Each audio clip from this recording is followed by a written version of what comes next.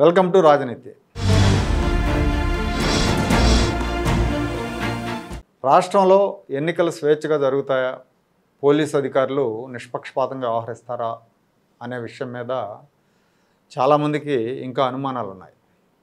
ఎందుకంటే బీజేపీతో పొత్తు కుదిరింది కాబట్టి వీళ్ళు నిష్పక్షపాతంగా ఉంటారంటానికి ఏమీ అవకాశాలు కనపట్టలేదు. షెడ్యూల్ వచ్చాక పోలీసులంతా కూడా అధికార పార్టీకి తొత్తులుగా పనిచేయరని ఎక్కువ మంది భావించారు. బీజేపీతో తెలుగుదేశం పార్టీకి పొత్తు కుదిరాక ఇక అసలు అధికార పార్టీ దౌర్జన్యాలకు, అరాచకాలకు బ్రేకులు పడతాయి, పోలీసులు నిష్పక్షపాతంగా వ్యవహరిస్తారు, చట్టానికి ఎవరో చుట్టం కాదు, అందరికీ సమన్యాయం జరుగుతుందని ఆశించారు చాలామంది. అయితే ఇప్పటిదాకా అలాంటి సూచనలు ఏం కనిపించలేదు. పోలీసుల వైఖరిలో ఎలాంటి మార్పు లేదు. గతంలో ఎలా వ్యవహరిస్తున్నారో ఇప్పుడు కూడా అలాగే ఉన్నారు. అధికార పార్టీకి వంత పాడుతున్నారు, ప్రతిపక్ష పార్టీల మీద కేసులు పెడుతున్నారు. వీళ్ళు ఈ రకంగా ఉండటం మూలంగా అధికార పార్టీ నాయకులు, కార్యకర్తల మదం దిగట్లేదు. ఈ వారంలో జరిగిన సంఘటనలే ఇందుకు ఉదాహరణ. మన చిలకలూరిపేట సభలో ప్రధానమంత్రి పాల్గొన్న సభ అది. అందులో పోలీసుల సహాయ నిరాకరణ వైఖరి అందరికీ కూడా ప్రస్ఫుటంగా కనపడింది. సభావేదిక దగ్గర, ట్రాఫిక్ కంట్రోల్ చేసే దగ్గర పోలీసులు పట్టి పట్టినట్టు వ్యవహరించారు.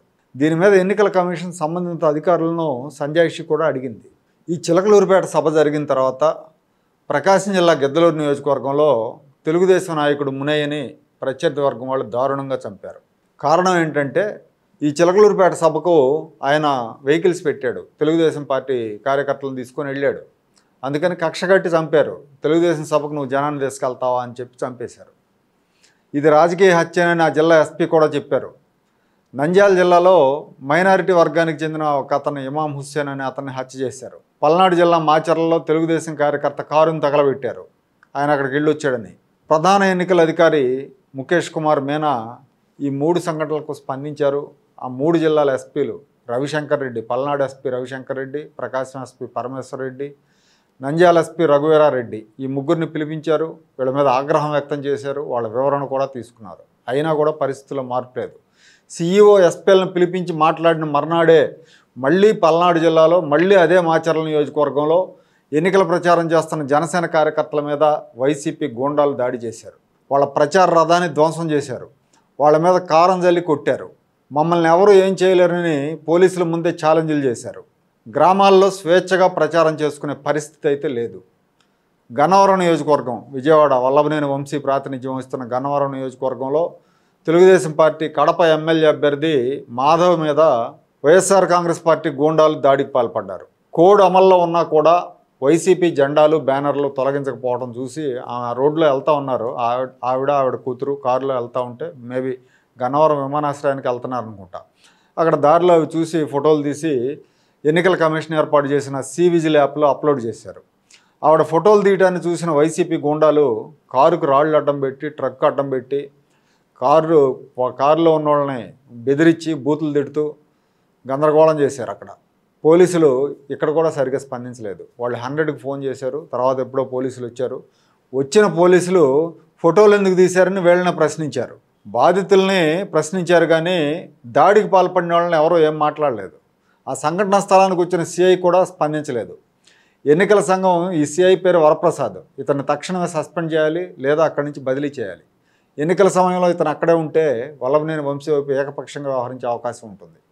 అంటే పోలీసుల వ్యవహార శైలి ఎట్లా ఉందో చూడండి. మరి ఒక ఆవిడ సాక్షాత్తు కడపలో ఎమ్మెల్యే అభ్యర్థి, మళ్ళీ ఆవిడ విషయంలో కూడా వీళ్ళు స్పందించలేదు.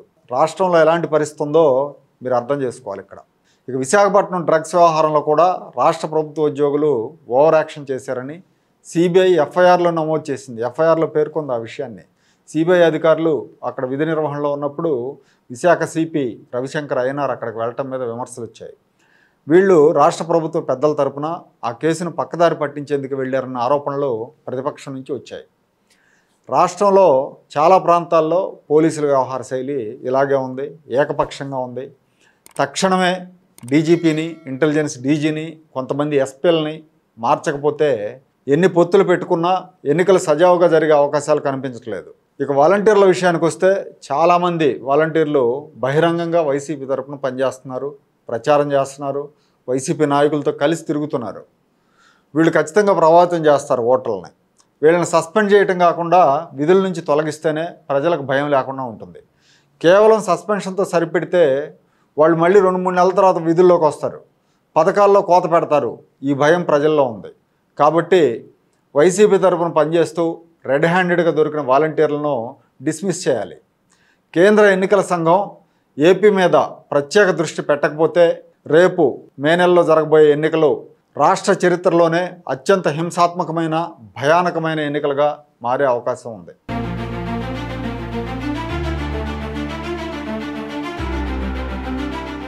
Like, share and subscribe to Rajaniti channel.